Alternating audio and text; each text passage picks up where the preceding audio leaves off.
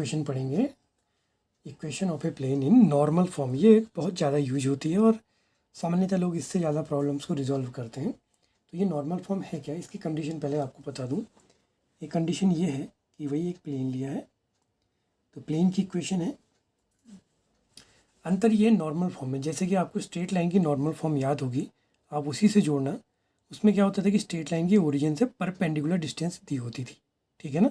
फिर आप लोगों को याद है ऐसा कुछ इक्वेशन आती थी, x cos alpha plus y sin alpha is equal to p, यानी कि ओरिजिन से परपेंडिकुलर लेंथ गिवन होती थी। तो इसमें भी यही चीज़ होगी कि मान लो ये प्लेन है, एक आपका ओरिजिन है, तो ओरिजिन से जो इसकी परपेंडिकुलर लेंथ होगी इस प्लेन की, लेट वो पी होगी, ठीक है। और ये मान लिया ये पॉइंट कोई कुछ भी एज्यूम कर लें, इसको एन कर लें, ठीक है। अब इस मान लिया ओ एन की डायरेक्शन में यूनिट वेक्टर ले लिया, ठीक है ना। ओ एन डायरेक्शन का यूनिट वेक्टर अगर हम एज्यूम कर लें, लेट कुछ एन कैप मान लें, तो जो आपका ओ एन हो जाएगा वो क्या हो जाएगा, पी एन कैप, ठीक है ना। इस डायरेक्शन का यूनिट वेक्टर एन कैप, तो ये बन गया पी एन कैप, ठीक है। ये चीज़ हमारी क्लियर भी होनी चाहिए।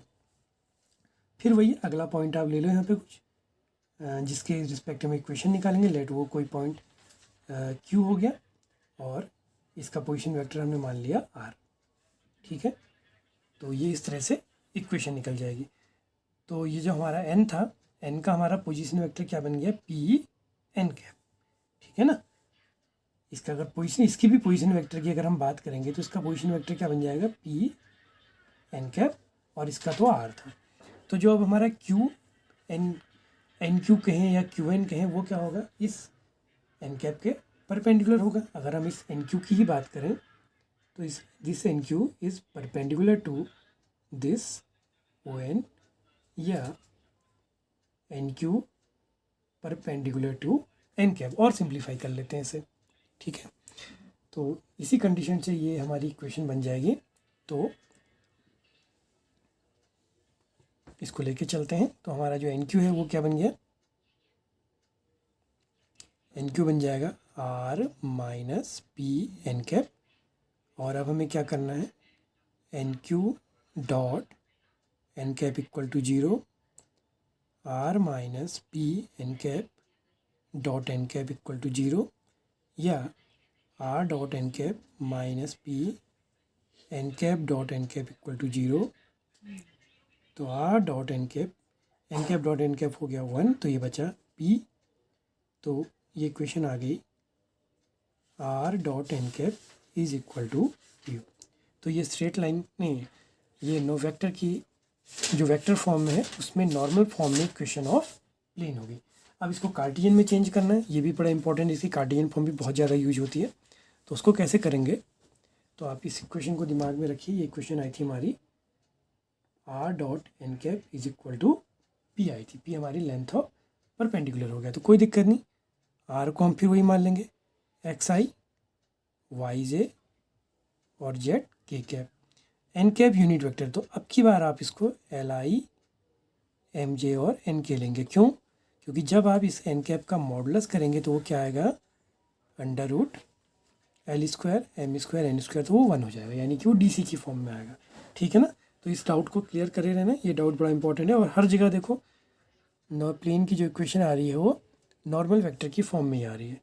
तो आर डॉट एन कैप जो हम करेंगे तो क्या आ जाएगा, X I Y J Z के cap dot L I M J N K cap is equal to P. तो ये बन गया L X plus M Y plus N Z is equal to P. तो बच्चों अब हम अगला टॉपिक इसमें करेंगे, एंगल बिटवीन टू प्लेन्स। तो इससे पहले हमने जो स्ट्रेट लाइन पढ़ी थी तो उसमें एंगल बिटवीन टू लाइंस भी पढ़ा था। तो वो कुछ इस तरह से आया करता था, जैसे माना पहली line a1 plus lambda b1 है, दूसरी line suppose a2 plus mu b2, इसको जोड़ते हुए पढ़ना। तो यहाँ पर जो ये दो वेक्टर होते थे ये दोनों लाइन के अलॉन्ग हुआ करते थे, b1 और b2।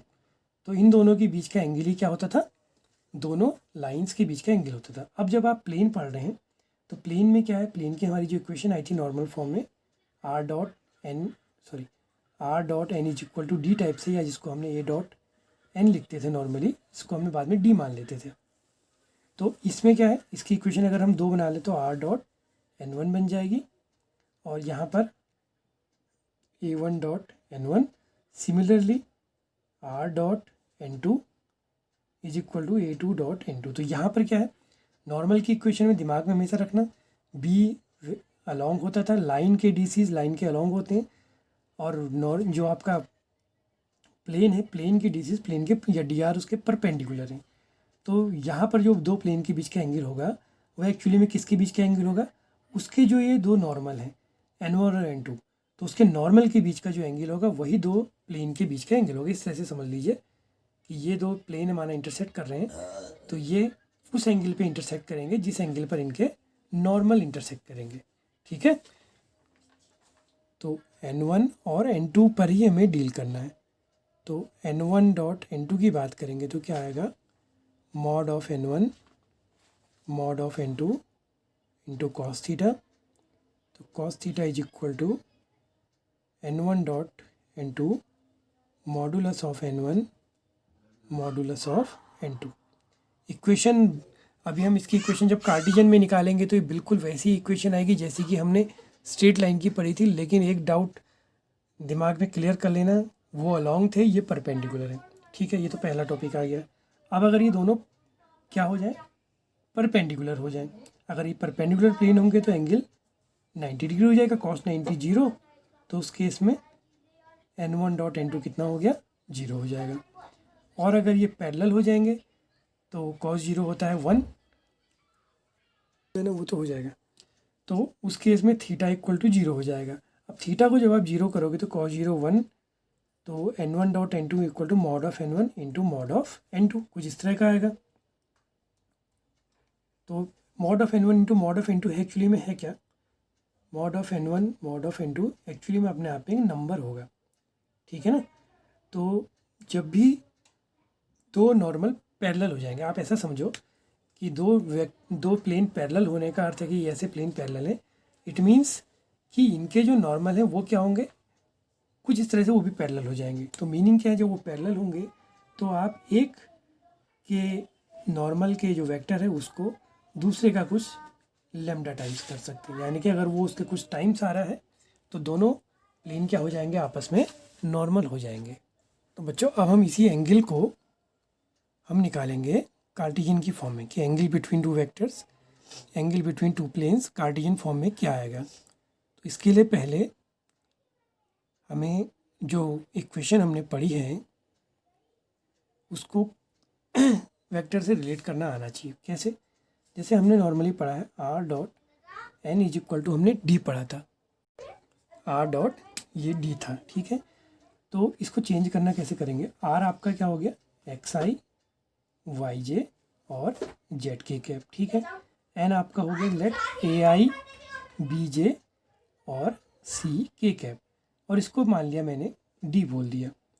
तो ये A X B Y C Z बराबर डी, या आप इसको नॉर्मली इधर लाके माइनस डी कर सकते हैं, या अगर इसको आप सपोज इस डी की जगह पर मैं कोई दूसरा यूज कर लूँ, लेट यहाँ पर एल यूज कर लूँ, है ना, ऐसे भी समझ सकते हैं। यहाँ के माइनस एल, बाद में माइनस एल को अगर हम अपनी फॉर्म में इसको डी लिख दें तो ये आपकी क्या आ गई, नॉर्मल फॉर्म से नहीं, जो आपकी इक्वेशन ऑफ प्लेन थी वो वेक्टर थी, और ये उसकी इक्विवेलेंट कार्टेशियन फॉर्म आ गई। ठीक है, अब इसमें क्लियर कर लें कि हमारे पास अगर 2 प्लेन होंगे, लेट पहले प्लेन की equation a1x b1y c1z plus d1 0, दूसरी प्लेन की इक्वेशन है a2x b2y c2z plus d2 equal to 0। अब इसमें क्लियर करना जरूरी है कि आपके जो दोनों n1 और n2 हैं वो क्या होंगे। तो इतना तो क्लियर अब हो ही गया होगा। पहले वाला जो है, इसमें जो आपका n1 वेक्टर है वो क्या हो जाएगा, a1i b1j c1k।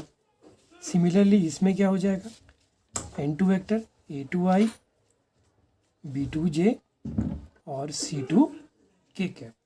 ठीक है, तो बाकी कॉस थीटा का जो भी हमने फॉर्मूला निकाला था वो क्या था, n1 dot n2 modulus of n1 modulus of N2। तो ये सॉल्व करके क्या आएगा देख लो, इन दोनों का डॉट करेंगे तो क्या आएगा, A1 A2 B1 B2 C1 C2 upon under root of mod of A1 square B1 square plus C1 square और mod of N2 A2 square B2 square plus C2 square. ठीक है, ये बिल्कुल कैसी इक्वेशन आ रही है, जैसी इक्वेशन हमारी स्ट्रेट लाइन की आती है। तो डाउट मत करना, उसमें जो बी थे वो अलॉन्ग द लाइन थे, इसमें उसके परपेंडिकुलर, यही एक सबसे बड़ा डाउट होता है।